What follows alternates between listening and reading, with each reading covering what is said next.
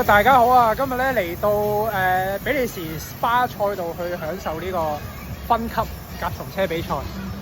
咁大家睇下今日呢度嘅環境幾正，藍天白雲啦。每一隊車隊都有好多大貨車去 support 佢哋嘅服務啊。咁啊，帶大家睇下成個 pit 房啊、pit lane 咁樣啦。我哋今日去準備練習，咁練習完之後咧，聽日先排位，後日先正賽咁樣嘅。好，而家帶大家去望一望周圍嘅環境係點嘅先。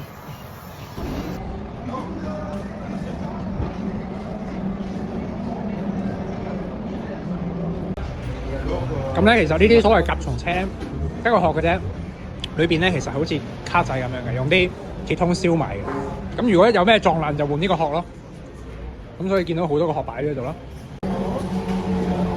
咁啊，我哋有非常專業嘅車隊。咁辛苦佢哋啦！嚟緊我哋25個小時嘅比賽，佢哋係唔會有得瞓嘅。咁佢哋就會喺度一路準備我哋嘅比賽啦，望住我哋成個賽場上面發生咩事啦。然後呢啲就係我哋嘅 race engineer 啦，就會通知我哋賽場上發生咩事啦。咁呢度係現成即刻做4輪定位，佢哋而家 set 緊啦。咁我哋今次比賽咧係 Hankook 贊助嘅，咁 Hankook 就用呢啲 RS4嘅胎啦。咁佢哋應該就準備緊聽日比賽嘅胎啦。好啦，咁啊同大家睇下我哋比賽嘅嗰啲賽車啦。比賽嗰啲賽車咧就係呢度。嗱，呢個係嗰個殼啦。咁其實係一個鐵通車架嚟嘅。用溫維嘅避震啦，行街胎啦。咁但係最得意係咩咧？最得意係呢架車係中置引擎嘅。喺呢度入風啦，個引擎喺後邊啦。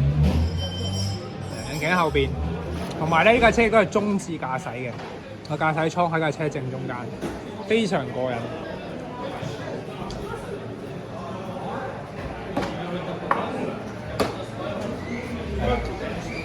咁就好，咁就先同大家分享到呢度啦。我哋希望聽日比賽順利，最緊要係唔好車損，安全完賽。各位，拜拜。